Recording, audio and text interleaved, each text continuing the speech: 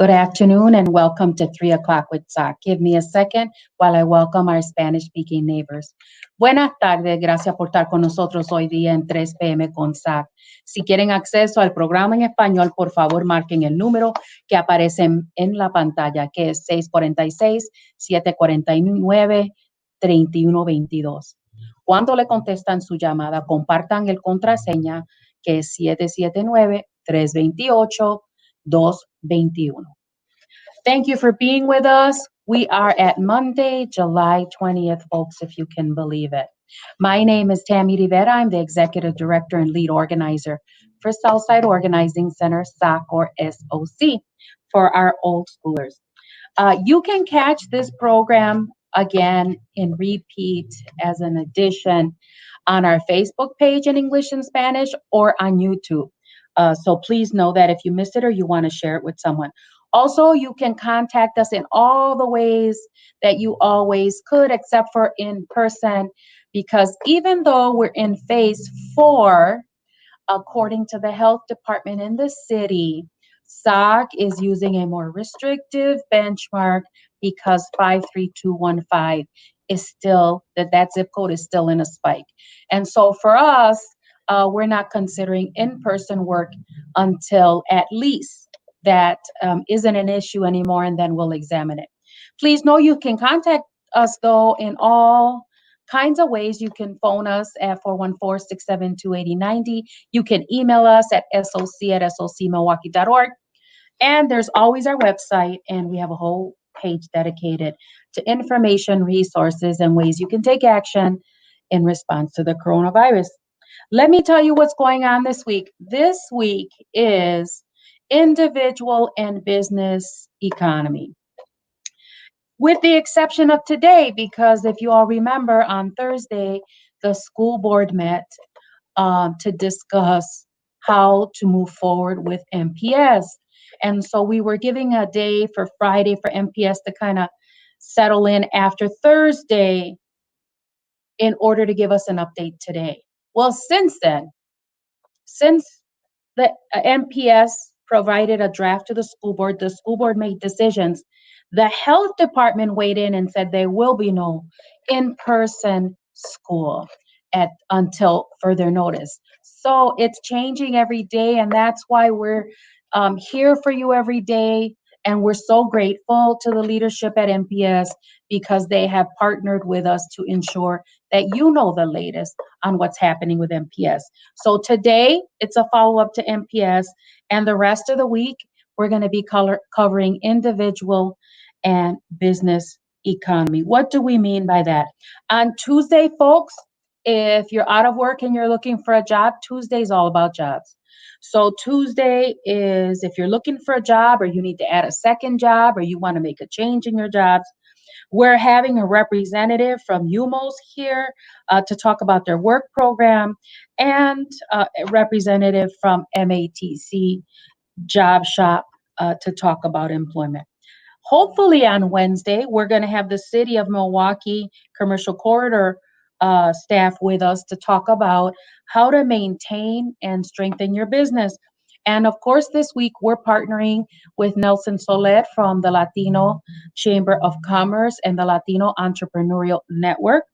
And that's the Latino Chamber of Commerce, not to be confused with the Hispanic Chamber of Commerce. They're two different organizations.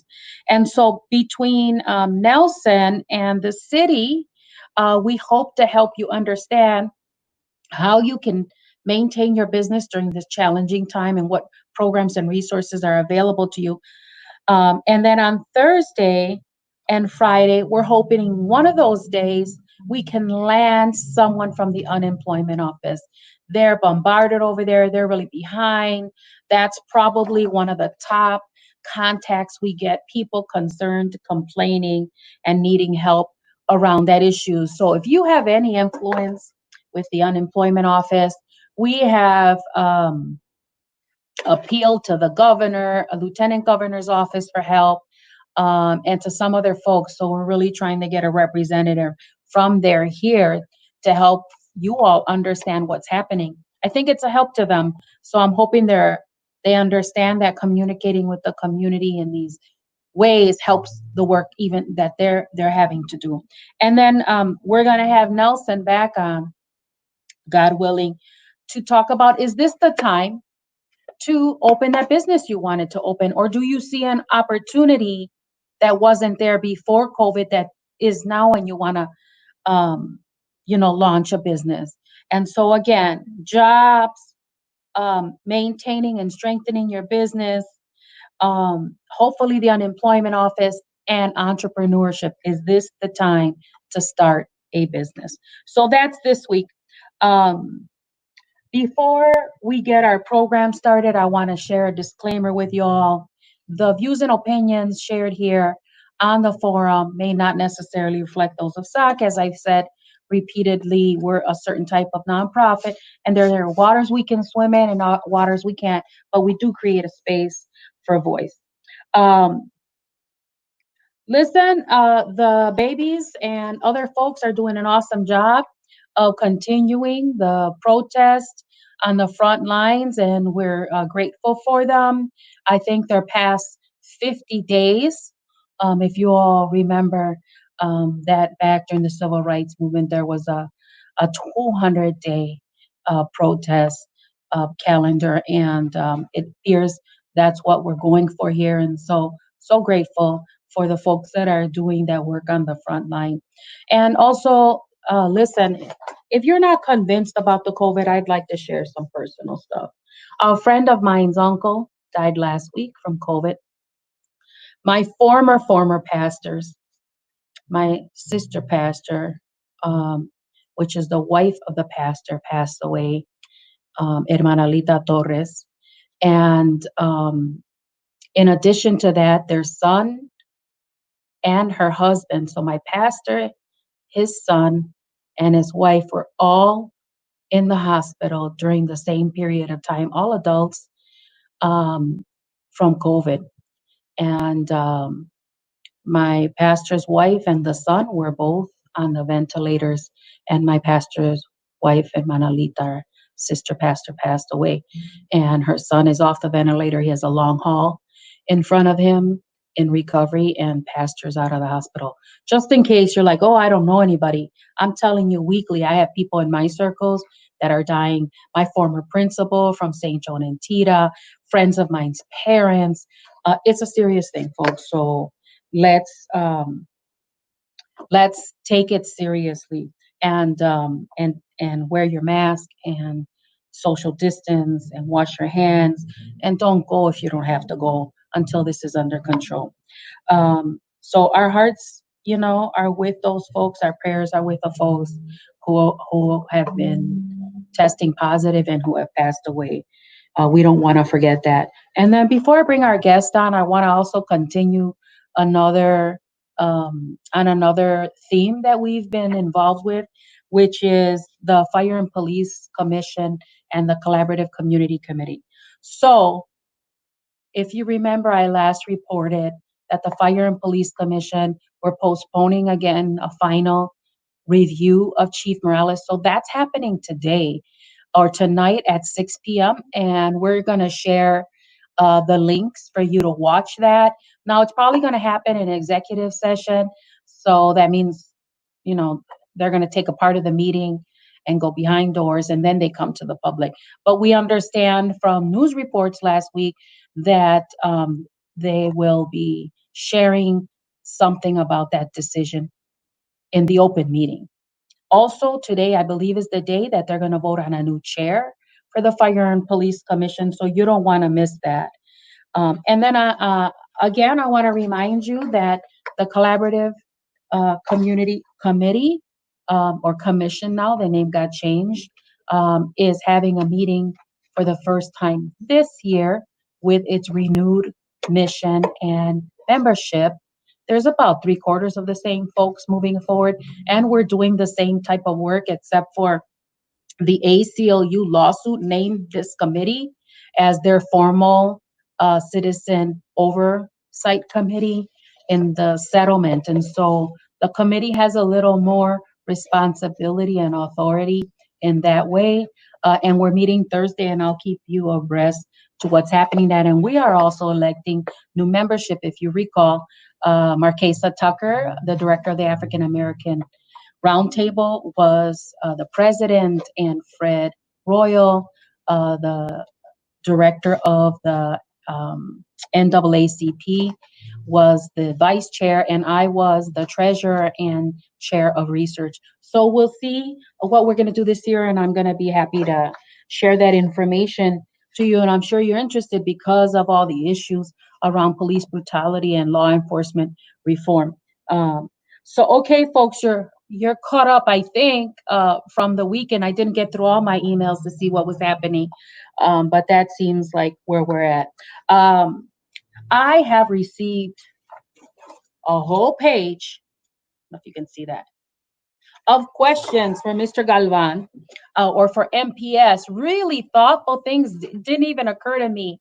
So let's see how many of those we can get through. We'll let we're going to invite Mr. Galvan to come on. He's the superintendent of MPS, and he's being a regular on the forum, and we're so grateful. So we'll invite Mr. Galvan on now. Good afternoon. Señor Galvan, we're so great. I know you're going to get tired of hearing me say this, but we're so grateful for your presence. We truly are. It's my pleasure. And again, as you mentioned, just to clarify, I am the regional superintendent of the Southwest School. So that's our neighborhood, so to speak. 25 schools on the southwest side of Milwaukee. So I'm happy to be here. We're happy to share information. We know that right now, communication is our best ally. Sometimes it's a little difficult to share a message that we know is not always going to be welcome, but it is our responsibility to do so. So I'm very happy to be able to share some information with you. So did I get it right? The plan was published. It was presented to the school board. The school board discussed it. Things were finalized. It was announced, and then the health department announced its statement about in-person schooling not being permissible yet. Did I get that series correct? Well, in terms of the health department, that was separate from our control, obviously. But when we presented the plan to the board, it was a plan that featured 3 phases. So our first phase was going to be virtual. And then we were planning phase 2 would have been and will be a hybrid of in-person and virtual. And then finally, the ultimate goal is obviously to be completely back to a traditional kind of school setting. As you mentioned with the South Side Organizing Committee, you know, health and safety have to take priority. We, those of us who work in our area of town, know the numbers. We know that the data is not trending in a positive way. So we, dealing with children and family and staff, we need to take that into consideration. We understand, again, in a perfect world, we'd all be back face to face. But we're simply not in that position. The school board did approve that plan. And again, we will continue to move forward with the plan with the advisement of our city health department, the CDC, and we'll continue to make those decisions based upon what gets presented to the school board, what gets voted upon, and what's in the best interest of in the safety of our students and our community. Great. And I know originally we had a proposed, more or less, timeline of when we thought those phases could be enacted. Did the health department announcement change that at all? Or we're just going to go wait and see what's happening when that time period comes and the estimated phase is still possible? Right. Ideally, we would like to be able to phase in at natural breaks in terms of either quarters or semesters, just because that would make more sense. But obviously, our best laid plans are going to be impacted again by the numbers. What we do know at this moment is that, again, we'll continue to start at the regular time, remain on our 2 schedules in terms of our high schools, and a few other schools will begin early, so to speak, in August 17th. And then our traditional schools will remain on the traditional calendar and begin on September 1st. So again, unless something drastic changes between now and then, we will begin on those days virtually. So that is some good news in terms of planning and in terms of our family and our community needing to get ready for those days. Great. I'm going to take a quick look here to honor who's here and if they have questions. And then all weekend, Mr. Galvan, I was being contacted with questions. And I thought about half of them, wow, I didn't even think of that. So I'll share those in a second. Okay. Hola, Maria. Maria Poradek says, hello, Mr. Galvan. Hola, hello. Trine. Say hi to the children. Hola, Trine. Okay, here we go. Maria, tengo preguntas para usted. ¿Cómo van a ser las clases en línea para conectarse? I'm going to translate. It says, how will the online classes connect or have access? Again, as to we kind of talked about in some of our previous meetings, all of our students that wanted a Chromebook or a connection are able to do that. If they haven't been able to do that, they were gone on vacation perhaps, or just are new to the district, there will be information coming out about when we can have you come and get that. The district has mobile hotspots. Again, as Dr. Posley has said in some previous time together, we also are working on plans with businesses to make sure that any family that needs those services can get them, but certainly every student that needs a Chromebook, again, some families want to use their own home personal device, that's completely acceptable, but we will certainly provide one through our plan and through our work groups, which included a lot of people.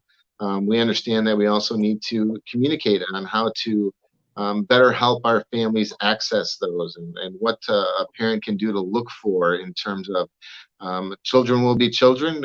Sometimes we don't. When I was a child, I didn't want to do my homework. So how can a family member at home help with that? What are some things that we can look at? So we're developing that plan. It was presented. Some of those details are in the plan as to making sure that we have professional development, not only for our staff and our students, but also for our families to be able to help at home. Okay, other question. ¿Cómo van a resolver los problemas que tienen en este momento? María, vas a tener que clarificar qué quieres decir con esa pregunta, ¿ok? Porque no estoy muy clara. She's asking, how are you going to resolve the problems that you have in this moment? And I asked Maria to clarify. I'm not sure what that means. How will parents be communicated to, Mr. Galvan, is another question.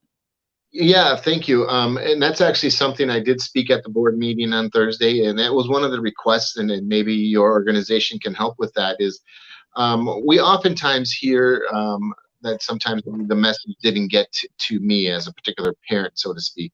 So we are encouraging our families to let us know what is the best way. We have a web page, obviously. We have an app that you can download that directly sends you messages. We use Twitter, we use Facebook, we use auto dialers, student emails. So we will continue to communicate through all of those avenues, billboards, radio spots, all of those things in an effort to reach the families. But again, if there are specific ways that a particular family needs us to communicate, let us know, and we will do the best that we can to reach out in that way. Are they still getting snail mail, Mr. Galvan, in this time? So if they don't not getting emails, are they getting notices? We still do that as well, and I thank you for saying that, because that brings up the topic of although there may not have been a lot of movement during the pandemic, I know we have families that move and sometimes change carriers in terms of cell phone. And that makes it difficult then, obviously, to get the message if we don't have that information. So if you've moved over this break, if you have a new cell phone provider, again, that's why it's so important that we have that information so that we can make sure we communicate effectively to our families and get the mail or the email or the text wherever it needs to be. And then how many hours are the teachers going to be online? That's in part of the plan, and that's going to be in development in terms of, I don't want to say a specific number. I will say that it is not going to be, again, when we spoke earlier, when we closed initially in March, that was a shock to everybody, right? So our main concern there was kind of enrichment, making sure students still have what they need to move forward. What we're planning now is much more in terms of a real kind of school, like more mirrored what you would see during the day-to-day. Obviously, the research also tells us that we don't want a child sitting in front of the computer for 8 hours a day. It's simply not reasonable. We as adults don't function in that manner. So I don't want to say a specific number, but know that it's also dependent upon the school. Some of our programs have different needs. You know, when we talk about bilingual or Montessori or special education and those accommodations that need to be made for those specific programs, but it will be much more robust in terms of face-to-face time and actual instruction than we saw previously in the fall. Okay, so to be more than what we saw when we started in the pandemic, because I imagine time has gone, we're more prepared, we're ready to do more. How about sports? This is a question we haven't covered. What's going to happen with the students' sports and practice? And again, that's an issue that changes day by day. As we've heard in the news recently, there are some high schools in the area outside of our district where students are now showing that they're positive. We have teams that are in other districts that are closing down. So we, again, have to take the safety of our students into consideration, our students, our coaches, all of those things. So I can't answer definitively in saying that we will have a season for, let's say, football or boys soccer, but we will do everything that we can if it's an availability to provide that in a safe manner. If not, when that becomes reasonable, we will certainly entertain that moving forward. Certainly extracurriculars that involve clubs or maybe not physical contact, if they can be done virtually, we will certainly want to do that and involve students in that manner.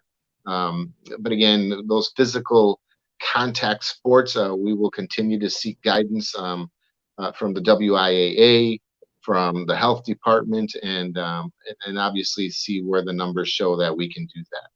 And what's WIAA, Mr. Galvan? Wisconsin Interscholastic Athletic Association. Okay. The body who oversees those athletics. So basically, at this point, we're not having any contact sports, but other extracurricular that can happen virtually, they should be able to proceed if that's possible.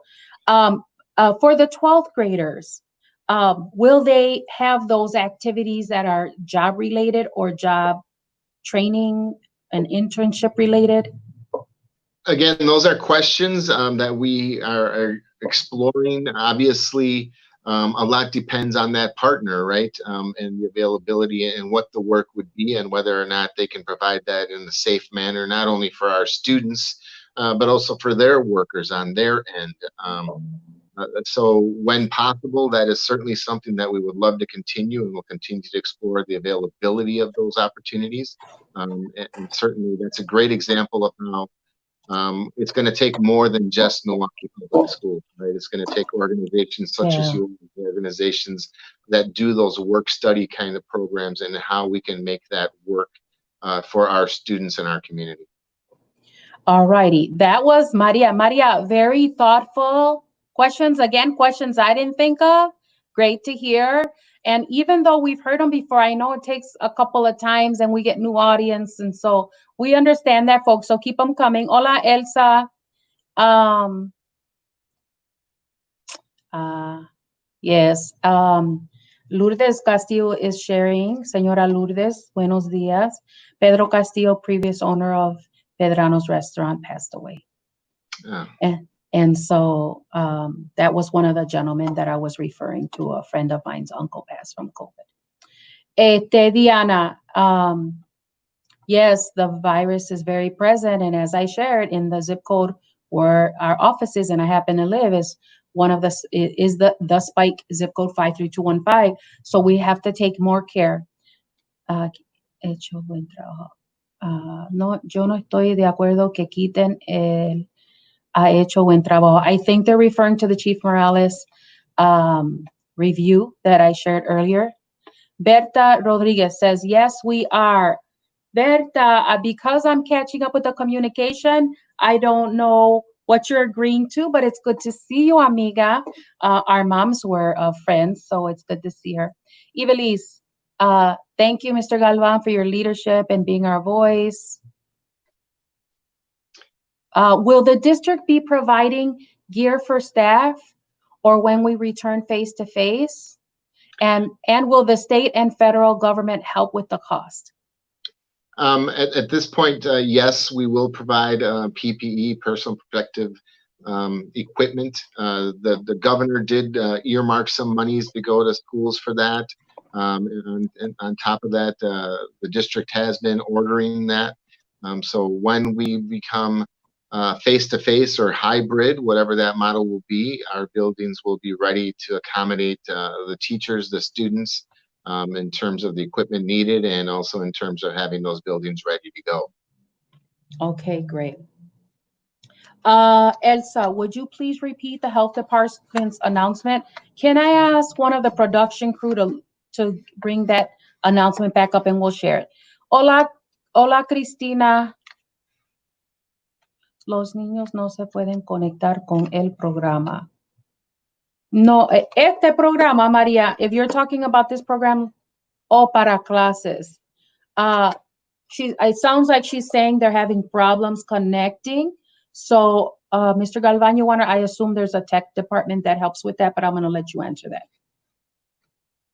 Yes, and again, that's something that we realize that we're going to have to do, and we already had a help desk, but we will certainly, we are aware that some of those questions may now be more technical in terms of how to access Google Classroom or how to access a specific program. Many of our students, when we're face-to-face, they become quite adept. I would hazard to say that they're probably better at technology than I am.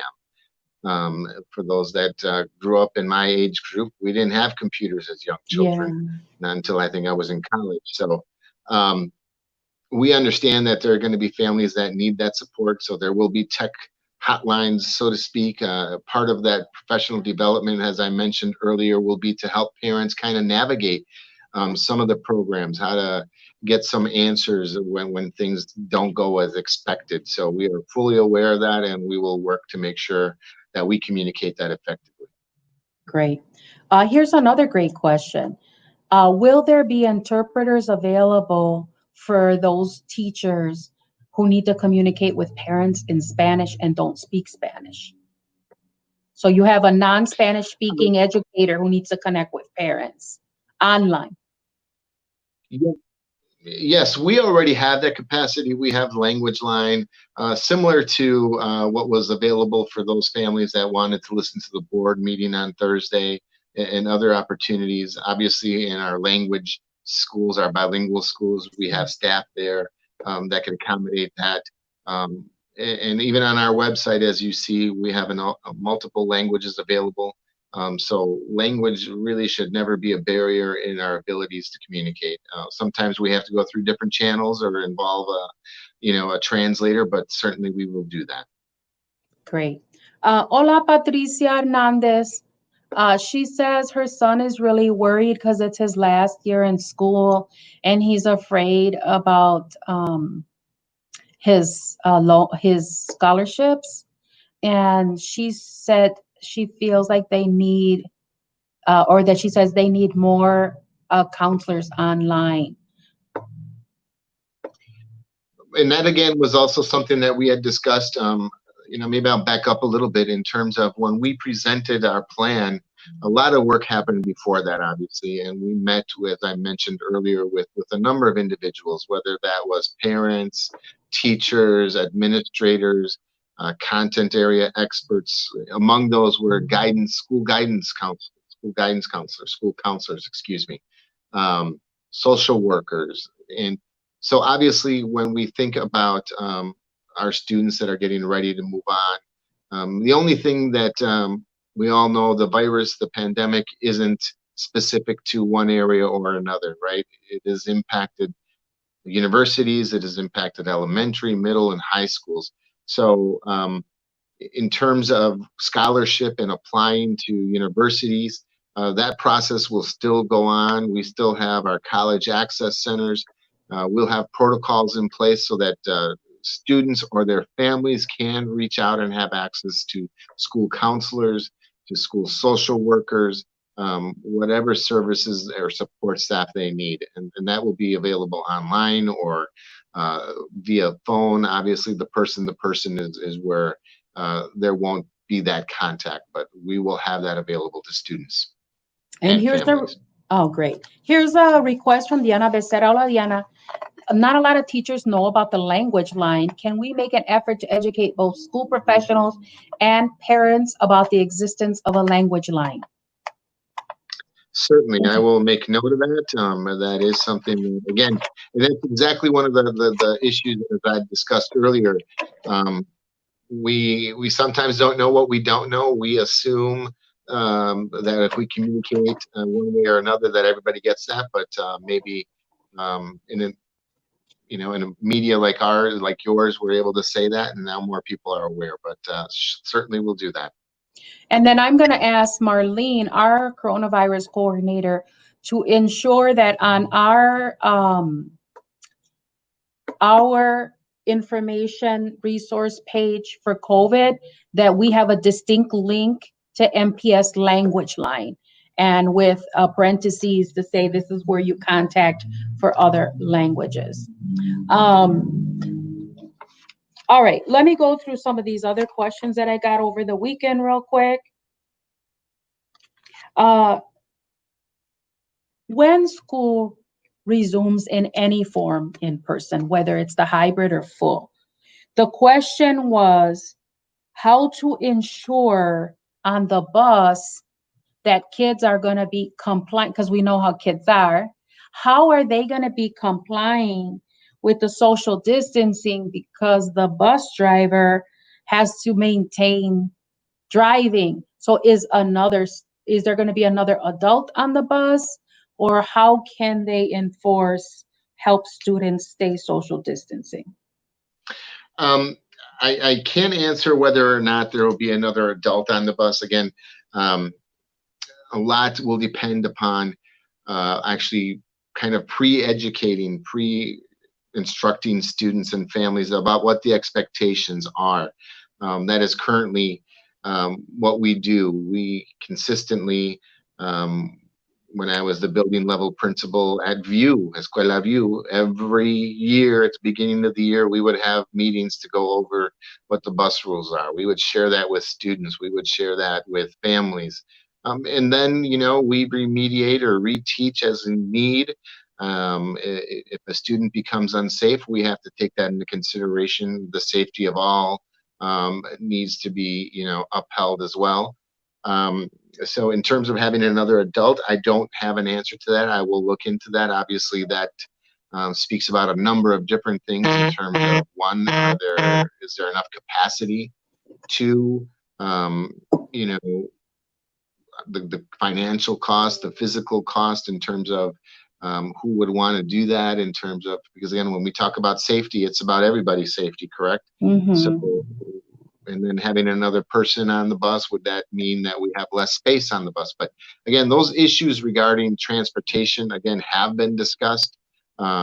We need to talk about when a student is waiting at the bus stop. Families need to know that the student shouldn't be, and this is going to be the difficult part, right? When we talk about students, and then, you want to be by your friend.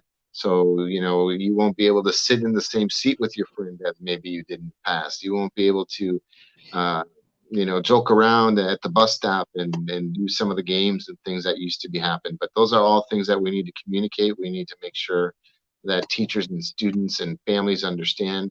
Something as simple as when we come back in that face-to-face kind of setting, face-to-face doesn't mean that we won't be without mask or that we won't be social distance. Mm-hmm. So we won't be able to play in the same manners that we used to when we were on the playground, at least initially, right? So those are all lessons that we need to impart and share with families and students. The trauma that this has all caused. You had mentioned some of the families that have lost loved ones. Ms. Castillo just shared with us that information. And a shout out to her as a former principal at View School before me. So we know that our students have experienced trauma. All the social unrest that has been going on, playing out in our communities, in our country, in the world. I mean, that too is traumatic to our families and students who have seen all that.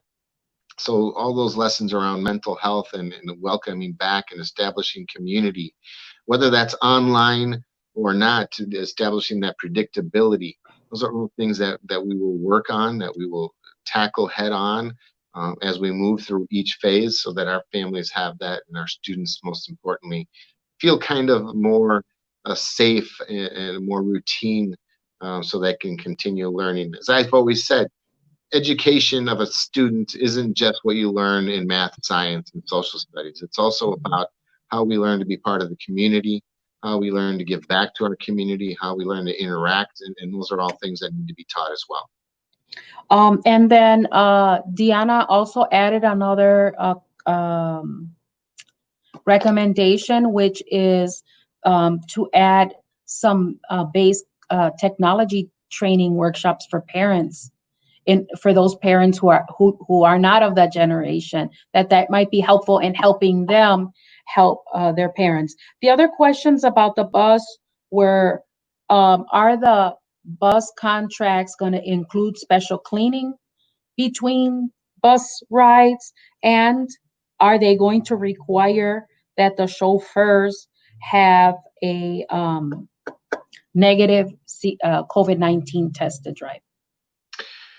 Again, all of those things are written into contracts in terms of, and any company out there has to follow the guidelines as put forth by the health department and the CDC, especially someone when you consider that'll be transporting minors. So I can't speak for them, but I would be, I cannot believe that they would have people on there that would be testing positive. Again, that has to be reported to the local health department. They have to then quarantine. They have to do all their tracing. We don't do that. The health department takes care of that. Each company does. In terms of cleaning the buses, yes, they have to be clean between routes, so that when a student gets off, it gets cleaned. Another group comes on, it gets cleaned. Students will be boarded on the bus. Again, they'll have to understand, as I mentioned earlier, that they don't get to sit next to their best friend. You know, they're going to board from whoever gets on first has to go to the back of the bus, so we don't have students cross-contaminating as they move through. Those are all procedures that have been discussed.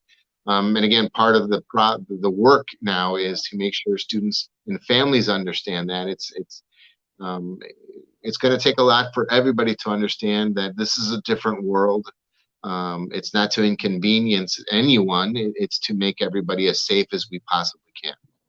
Yeah, I'm wondering if we can have maybe someone from procurement, maybe Gina Flores or someone who's been a good friend of us in the past, talk about those actual contracts and say, is it legal? Is it possible to require having a coronavirus negative test for a bus driver too? It's different to say, if you're positive, you have to follow the CDC, different than in a contract saying you have to show us a negative result to drive, right? So maybe we could follow up with the procurement office. And the same with cleaning, like cleaning between the buses looked different before COVID. And now, you know, the way a bus has to be cleaned, I don't know if they got a directive from the CDC about that, but we could look into see what's possible for those contracts, right? Like to give some assurance. Certainly, and as I said, that's something that one of those work groups did examine.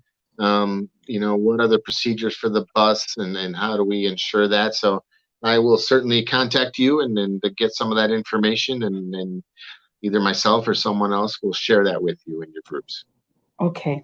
There was a question about liability.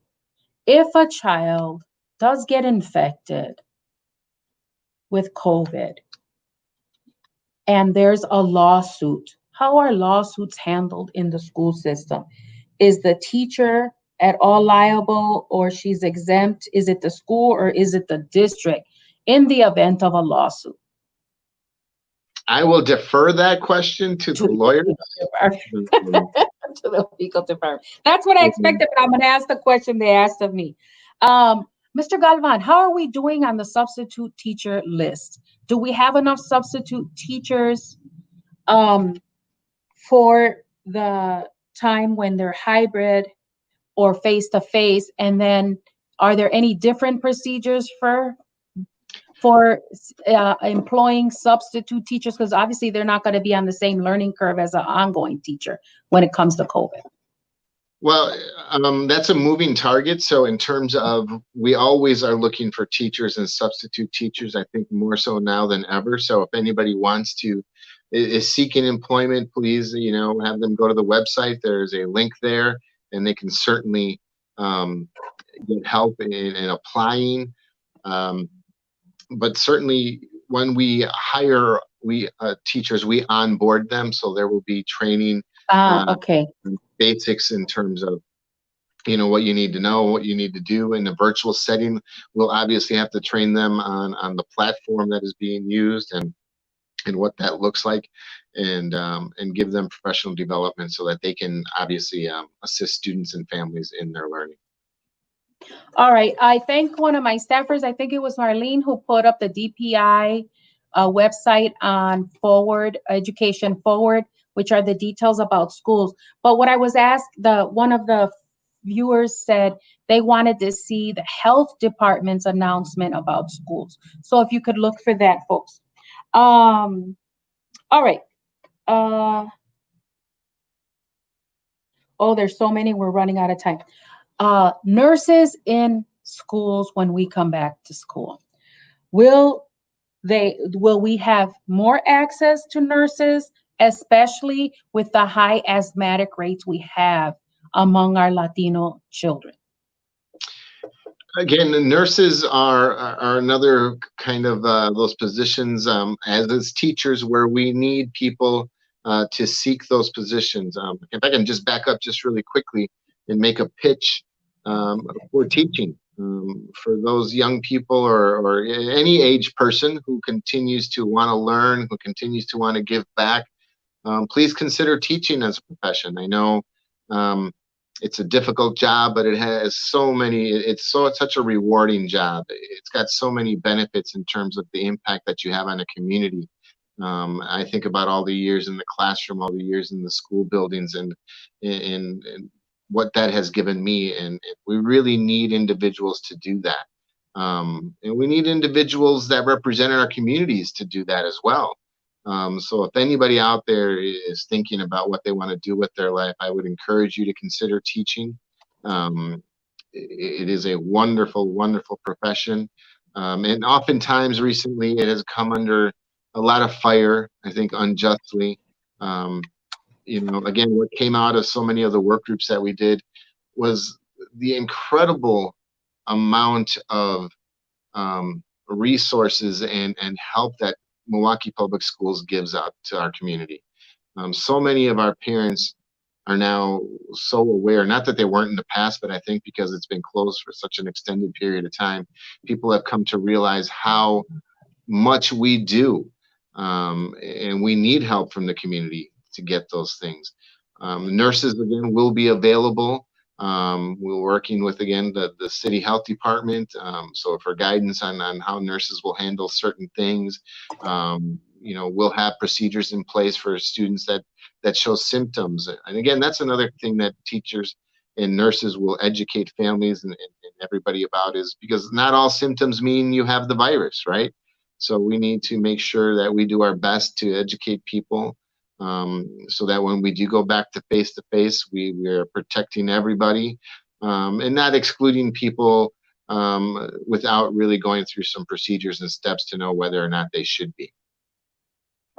Okay, and then here's a question just about, this was interesting, something I didn't think about either. In terms of our facilities, many of our MPS facilities are really old, and so the concern was that school was going to start in August, but the August school start is for online, right? Not in person, because part of that concern from one of these questions was, how are we going to have the kids start in August in these old buildings without air conditioning, having to wear a mask?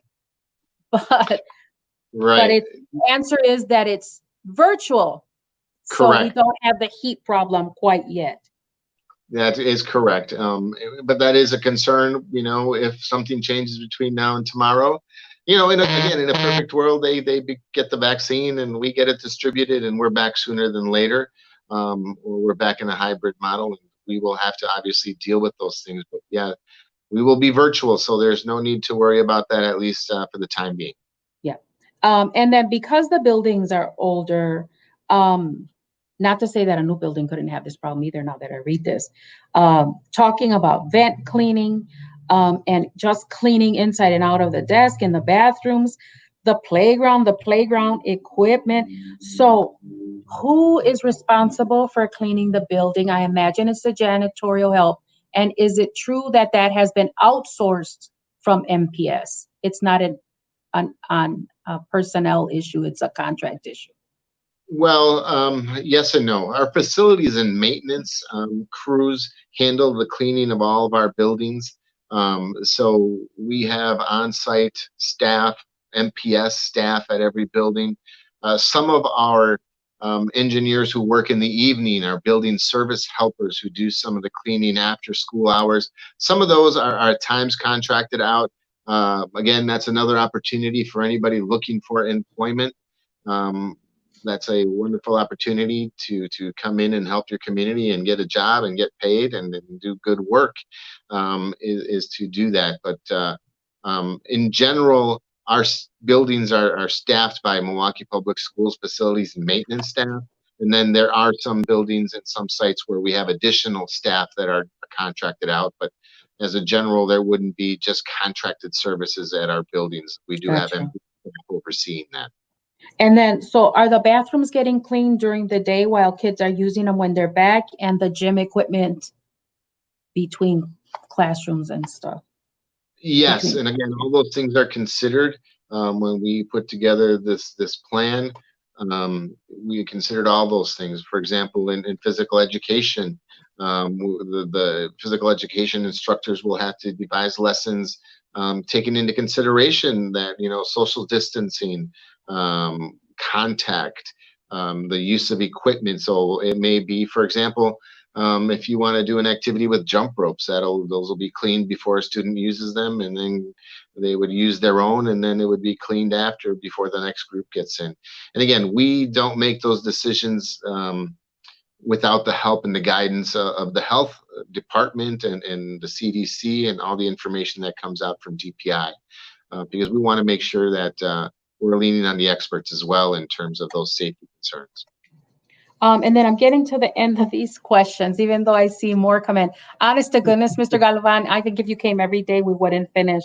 But I'm so glad that we'll try to squeeze this. I'm way over time. We're just going to figure it out, staff, because this is really critical to parents right now. It's a very hot issue. Who's responsible for cleaning the classroom during the day? The teacher, the staff? I assume it's going to be when they're back, the teacher with the students, but I don't want to make assumptions. Well, again, there will be procedures in place in terms of when we think about a traditional school day, when students go to lunch, that won't happen. We won't have communal lunch. So whether that means that the lunch is delivered to the classroom and the students eat obviously at their spots and things like that, there'll be less movement. When students move in a hallway, there will be obviously the social distancing and then markings on floors and things to direct the traffic, so to speak. So we have separation there. In the classroom themselves, we will have back kind of to the old ways in terms of rows and desks and rows facing in one direction, so that we don't have students as we now have in terms of groups of desks together. We'll have to take into consideration the guidelines and the rules that we need to follow. Cleaning will occur, again, everybody will be responsible for following the guidelines, and as a person, you'll be responsible for, when you're sitting at your desk now, usually in school, you want your space to be clean. We won't obviously have children using chemicals and things that they shouldn't be using, so the facilities and maintenance staff would take care of that when students then leave the classroom and before they come back the following day. All right, we got the statement now from the health department. Part of it says public and private K through 12 schools should remain closed for in-person pupil instruction and extracurricular activities until further notice. Schools may continue to facilitate distant or virtual ed. There's the statement that one of our parents requested be read. I think that's probably the gist of what they were looking to hear. And if I'm understanding correctly, Mr. Galvan, what'll happen is as you proceed forward, you'll be checking in with those bodies that regulate certain things like the health department on whether you can be back in person. So let me make sure that I'm stating this correctly because we're running out of time and I want to make sure that the folks feel like I answered the question. If the health department forbids in-person schooling, do they have the authority to stop a school like MPS from attending in person? Like if the MPS disagrees with the health department, who has the final authority between those bodies? Do you know again, that?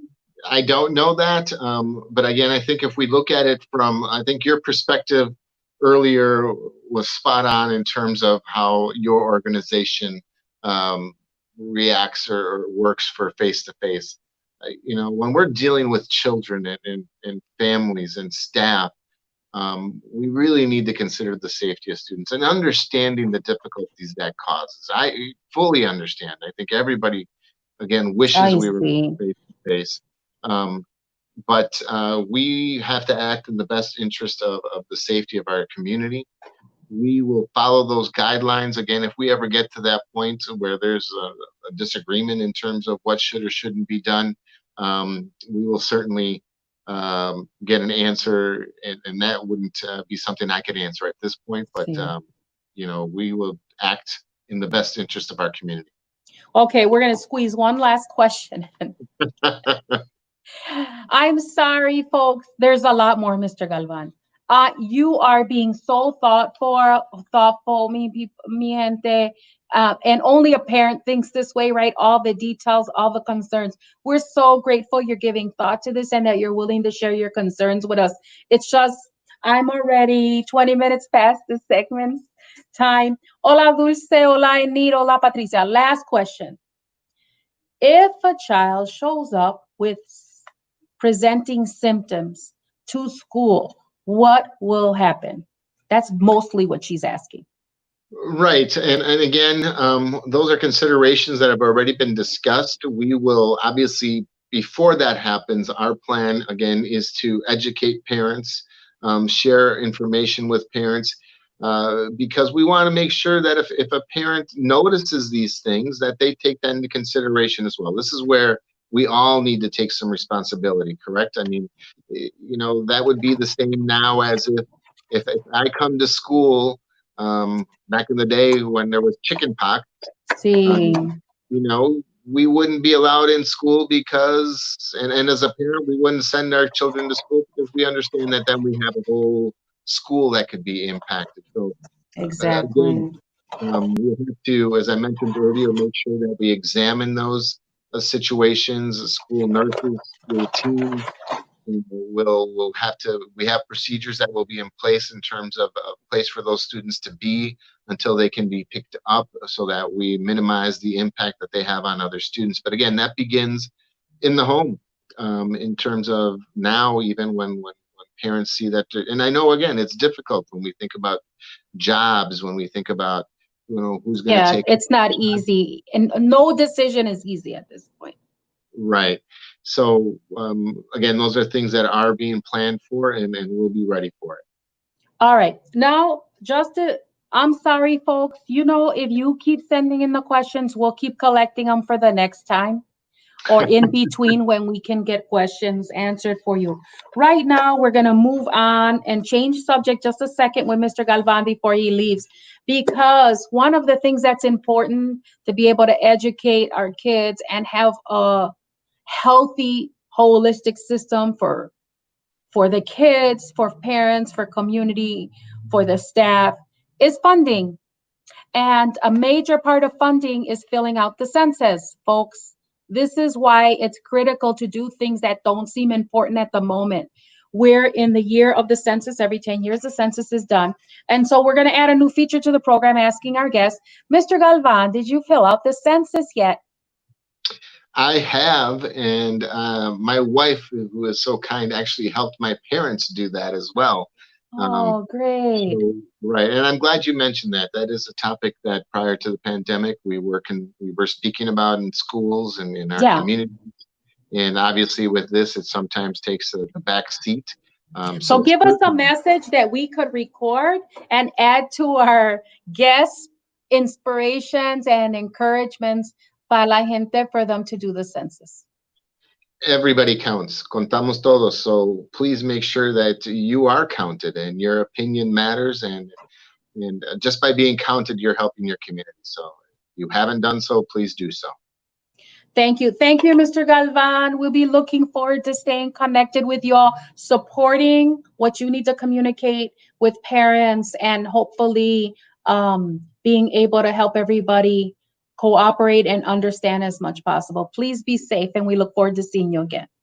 Thank you, you as well. And the listening audience, don't forget to enroll, because although we'll be virtual, we will still be in school. So if you haven't enrolled, please do so. We have so many programs, bilingual, ESL, we have STEM activities in school. So please enroll your students. You can do that online, as Dr. Polsey mentioned last time he was with us. August 4th and 5th, I believe it is. I'll make sure you have those dates. We'll have in-person curbside enrollment here, so you can drive right up to MPS, and in the parking lot there will be people to help you enroll. So you know, please don't forget that school will start. It will be virtual, but we will have school, so get your children in school. Thank you. Thank you. Adios. All right, folks. Today, that would have incorporated our COVID segment because we covered a lot, right? So we're going to move right on to inviting Gabe, our Civic Engagement Manager, on to give us the civic update. Hola, Gabe. I'm sorry, you're going to have to put it in Spanish language 5th gear to get it all. Okay, I'm happy to give some of my time to Mr. Galvan, who had so much really vital information for our parents out there and for those that are worried about what's to come in the fall for students. So very much okay with that. I'll just go right into what's happening this week. As Tammy mentioned already, the FBC meeting is happening this evening at 6 p.m. Tomorrow we have a zoning, neighborhoods, and development committee meeting at 9 a.m.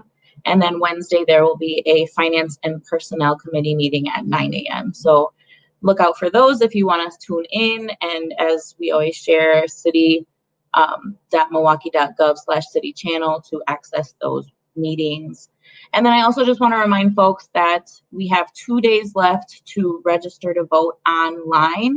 So July 22nd at 5 p.m. is the deadline to register to vote online. So make sure you're going to myvote.wi.gov to register yourself to vote and then request your absentee ballot. And then speaking of those two things, I did finally receive my Safe Vote pamphlet that was promised as part of the Safe Vote program. So I have that flyer to share with you all as well for the forum. So you can put that up now. This is what the front says. It just gives 3 reasons to vote absentee: that it's free, your ballot is mailed to you, and it already has a paid return envelope, so you don't have to put a stamp on it. It's safe. It'll keep you safe from the coronavirus threat. You won't have to be exposed to other people. You can just mail in your ballot, and then you don't have to stand in line because your ballot is sent and returned through the mail or through one of the drop boxes that we will be sharing the locations for on a future forum. And then it's just letting you know next to that your ballot will arrive about a week after you request it, and you can track it using that same website, myvote.wi.gov. And then the back side of it also has some good information. It just lets you know, again, what the website is that you can register to vote and request your absentee ballot. It also lists the Milwaukee Public Libraries that are partnering with this program to provide assistance with kiosks inside of the library. The South Side locations are Bayview Library, Mitchell Street Library, and Zablocki Library. And then it also provides the number of the Election Commission with any questions or issues you might have during the process. And then just some other things to keep in mind is that absentee voting is reliable. Your vote will count. So please trust that it will count. And if you're worried about postage or the issues that were happening with the mail during the last election, there are drop boxes as well, like I mentioned. So we will be giving those locations probably on Friday so that you can all know where you can drop your absentee ballots with minimal contact. So yeah, just get on that website, register yourself to vote, request your absentee ballots. And I'm very thankful to Mr. Galvan for also talking about the census and how important it is. We're here preaching every day about it, so it's nice to have that message from someone that's trusted and respected in the community. So thank you to him. And just please fill out the census. It's very important. It will help determine where future schools get built based on the population of kids in the area. Funding for Head Start programs, funding for school lunches, all of that is determined by the census. So please fill out the census. And if we have time, we can play this 20-second video. But yeah, Tammy's saying yeah, so go ahead and play that video, and I will see you all very soon. Hey, America, I've got something to say. Completing your 2020 census could mean smoother roads. Or more emergency rooms. Or more representation in our government. The census counts us all. And an accurate count helps inform where billions go every year. So don't miss your chance to be counted. We're kind of depending on you here. Complete the census online, by phone, or by mail. Shape your future. Start here at 2020census.gov. Alrighty, we're almost at the end of the program. We thank you for sticking with us. I think you'll agree, and I can see from your comments that continuing the discussion with Mr. Galvan, especially at this critical juncture from Thursday's meeting to the health department till now, was super, super important. And we're here ultimately to meet your needs. All right, if you appreciated the information you got today, we ask a favor to fill out the survey. So I'll ask Marisol to share our promo because we need to hear back from you and we need to document that we heard back from you. It only is a couple of questions. So I'll ask Marisol to share that video. Has this live forum been informative and useful to you? What part of the forum could be improved or changed to make it better? Please take a quick survey that's located in the comments section so that we can keep 3 o'clock with SOC going for residents. Thank you for tuning in. All right, folks, can I get at least 5 of you to commit here on the comments that you'll fill out the survey for today, because I see that you really appreciated the program. So how about Maria and Trine, Elsa? Elsa, you must have filled it out so many times. Señora Castillo, the link is in the comments. It only takes 3 or 4 minutes. It's just a couple of questions. Diana, Berta, Ibelis, will you do it, please? Cristina, Dulce, Enit, Patricia. Let's get 5 of you to commit. All right, Elsa, we need 4 more. While I read the rest, I'd love to see your comments and say that you do it. All right, folks, while I wait for the other 4 of you, I'm going to remind you what's coming up the rest of the week. Gracias, Maria. 3 more. Tomorrow, we have Ferdinand Gaud from UMO's work program. And we have Omar Barbarena from MATC Job Shop. And so, yes, Diana, wonderful. And Marianne, we only need 1 more commitment. So tomorrow, this next week is individual and business economy. And we'll do jobs tomorrow. I just got confirmed on my cell phone that Nathanael Martinez from the City of Milwaukee Commercial Corridor will be on with Nelson Soler from the Latino Chamber of Commerce, Latino Entrepreneurial Network on Wednesday to talk about maintaining your business. We don't want anyone to lose their business, and strengthening it during this COVID time. And then Thursday or Friday, we don't know the order yet, We're waiting on securing someone from the unemployment office. And here's where I have to ask for your help, folks. We're not having a lot of luck getting an answer from the unemployment office to be with us. So if you all can help us convince them how it's even in their best interest to get communication out to the community on what's happening, help us to do that. If you have a connection there, ask them if they'll be on. Let us know, connect with us. So either Thursday or Friday, we want the unemployment office to help us understand what's happening and how to better navigate the systems. And then the other day that's not used, we'll have Nelson Soler back from the Latino Chamber of Commerce, not to be confused with the Hispanic Chamber of Commerce, and the Latino Entrepreneurial Network. And then he'll be talking specifically about entrepreneurship. Is this the time for you to launch a business because you're out of work, or you want to supplement your income, or you see an opportunity that's not being met and you can launch a business? And so we'll be talking about entrepreneurship, especially for those folks as well who have to, who will be doing business with an ITIN. And so you want to be with us the rest of the week. We're going to leave you with a thank you video. I think we got our 5 folks, right?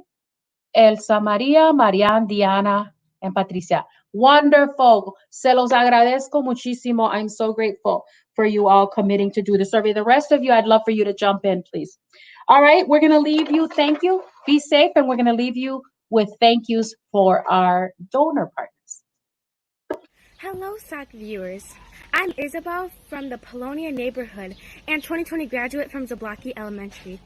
We would like to thank everyone for supporting our 3 o'clock with SOC live show and for completing our SOC survey. In addition to thanking our residents for tuning in and sharing our show, we would also like to thank the following sponsors: Wisconsin Voices, Community Development Block Grants, Neo-Philanthropy State Infrastructure Fund, Movement Voter Project, Catholic Campaign for Human Development, Zilber Foundation, City of Milwaukee Office of Violence Prevention, Ties Foundation, City of Milwaukee Promise Zones, all the faithful individuals who support SOC through their personal donations. Thank you.